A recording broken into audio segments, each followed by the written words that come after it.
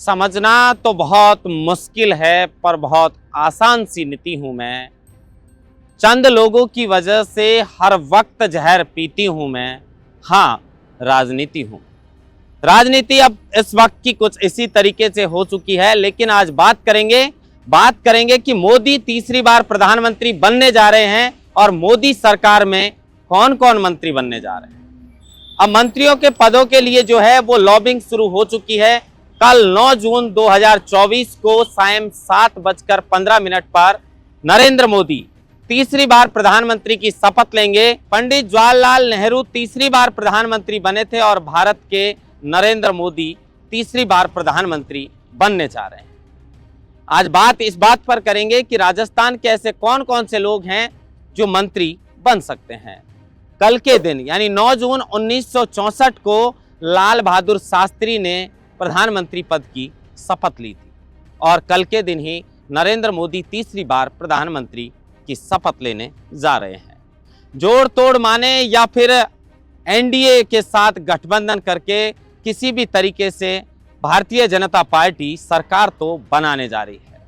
1-2 दिन में जो नीतीश बाबू का खेल है वो भी पूरे देश ने देखा है, लेकिन अब नीतीश बाबू कह चुके हैं कि मजबूती के साथ सरकार चलेगी। राजस्थान की बात कर लेते हैं तो राजस्थान से इस बार बड़ा जोर का झटका भारतीय जनता पार्टी को लगा है। अब इस बात को लेकर भारतीय जनता पार्टी में बैठकें चल रही होंगी और बैठकें बाद में भी चलेंगी कि हार का बड़ा कारण क्या रहा। क्या मुख्यमंत्री भजनलाल शर्मा प्रधानमंत्री और बीजेपी की कहीं भूल तो नहीं है।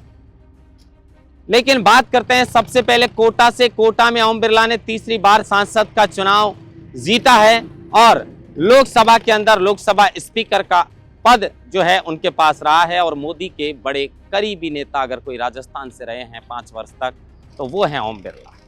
ओम बिरला के सूत्रों की माने तो ओम बिरला के कहने से ही जो है वो भजनलाल शर्मा को राजस्थान का मुख्यमंत्री भी बनाया गया।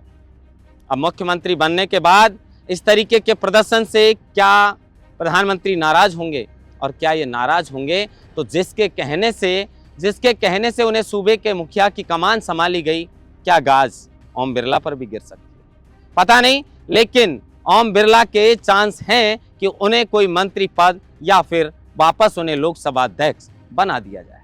अर्जुन राम मेघवाल दलितों को साधने के लिए राजस्थान से अर्जुन राम मेघवाल पर बीजेपी फिर से जरूर जो है वो दांव खेलेगी और अर्जुन राम मेघवाल को जरूर मंत्री पद मिलेगा।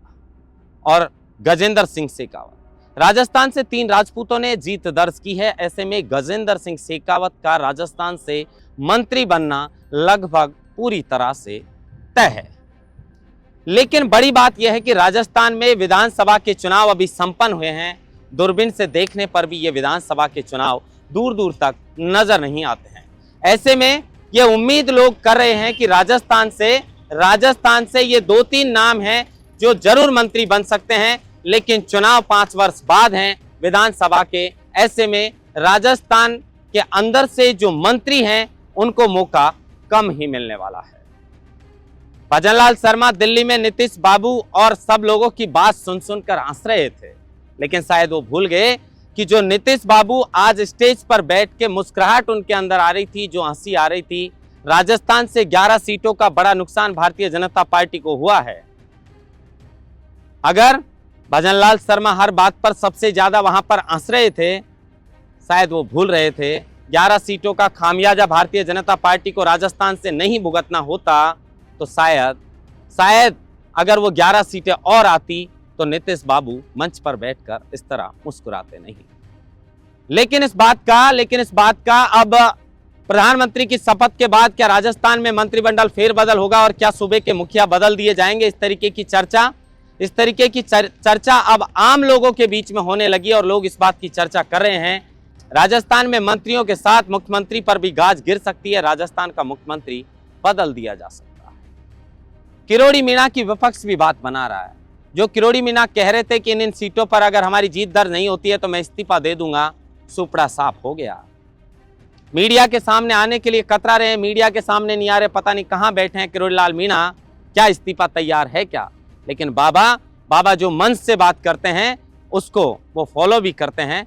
ऐसे में कोई बड़ा खेल यहां पर हो सकता है। अब पार्टी उन्हें कैसे मनाती है ये पार्टी आला कमान का विषय है, लेकिन राजस्थान से ये 3 नाम ऐसे हैं जिनका मंत्री बनना लगभग पूरी तरह तय है।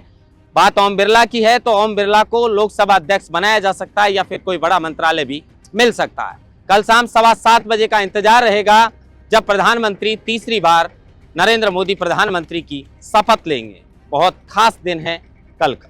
महेंद्र बांसरोटा, लोकमत हिंदी, जयपुर।